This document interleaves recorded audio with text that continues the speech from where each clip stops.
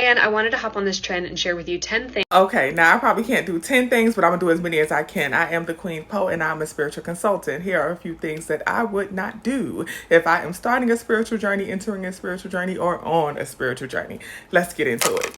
Number one, I would not just get a reading from any and everybody. You don't know these folks, okay? When you get a reading, someone is tapping into your energy. They are opening up your energy field and diving in to see what they see, what they assess, what your energy is giving off, who your spirit guides is, and all that good stuff. Do not just get a reading from any and everybody without doing your research, having adequate referrals, reading recommendations, people who have gotten readings from them in the past. Don't just be letting any and everybody tap into your energy field, because their energy can pass on to you. They can do anything to you and you don't know who they are.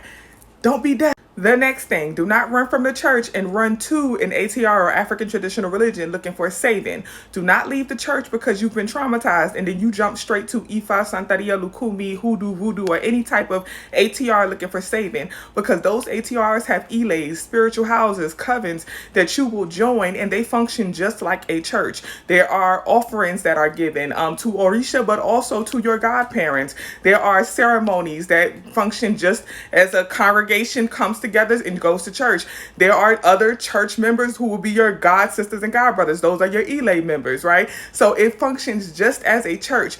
You have to do the healing work within yourself and heal that trauma from that church hurt. Do the deep work to find out, how did you end up in that church? How did you end up in the situation that you ended up in? Some things that were, that happened in the church, and things that within yourself that allowed and made room for that space, so you don't repeat that when you do find your spiritual house or your Elay, right? You don't want to attract that same energy that you just ran from. So heal yourself from that energy, heal yourself from that hurt, and then go on the journey of joining an ATR. In the meantime, you can research, you can have your ancestor altar, do your ancestor veneration, but you do not have to just run from the church and run straight into a spiritual house, a coven, an Elay within an ATR. Don't do it. You are going to repeat the same cycle that you left in that church.